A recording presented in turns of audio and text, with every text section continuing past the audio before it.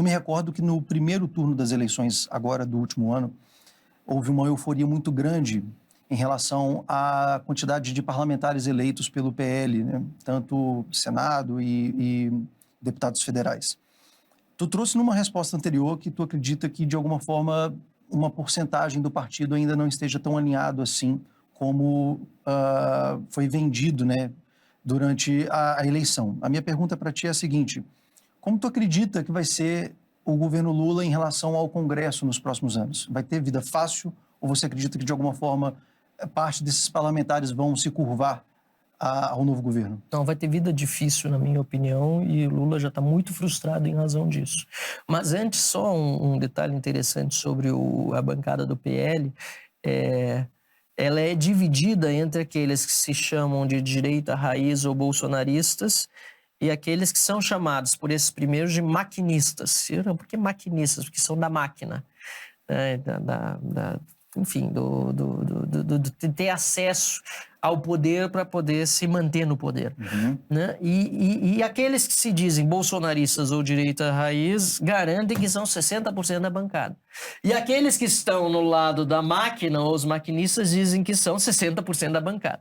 Então, a partir daí, você já tem uma ideia mais ou menos da confusão que o PL vai precisar administrar nos próximos meses. Eu ouvi de algumas lideranças relevantes lá dentro que isso não deve ser sustentável, que ou uma parte relevante, ou mais relevante do que 60%, permanece, e essa parte pode ser vinculada ao Bolsonaro e a outra parte acha outros caminhos, ou vice-versa.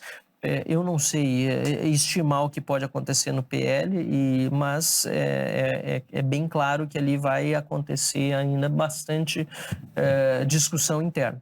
Sobre as dificuldades do Lula, ele já tem a menor base parlamentar desde que ele mesmo foi presidente lá atrás. Só o Collor tinha uma base parlamentar menor e o Collor fazia assim, questão de não ter uma base parlamentar razoável, tanto é assim que ele sofreu impeachment muito em virtude dessa inabilidade política dele, ou esse desgosto dele mesmo por fazer política de relacionamento com o Congresso.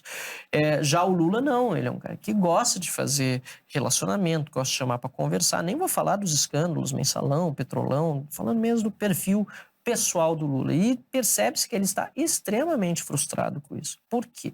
Porque a pressão do eleitorado sobre os parlamentares já é muito grande. O país não é mais o país do Lula paz e amor lá de trás, é o país do Lula ódio e rancor, como eu tenho dito. E isso significa que a outra parte da população que não votou nele, isso não compreende apenas os que votaram no Bolsonaro, mas tem muita gente que votou em branco, nulo, gente que não foi votar, não está admitindo que um parlamentar chegue e diga agora eu sou base de apoio do governo. Então, mesmo partidos grandes como a União, que tem 3 ministros no governo federal, tem dificuldade de dar todos os votos. Aliás, tem vários parlamentares ali que claramente não serão a favor do Lula. Dentro do próprio União Brasil tem a Rosângela Moro e tem o Kim Kataguiri.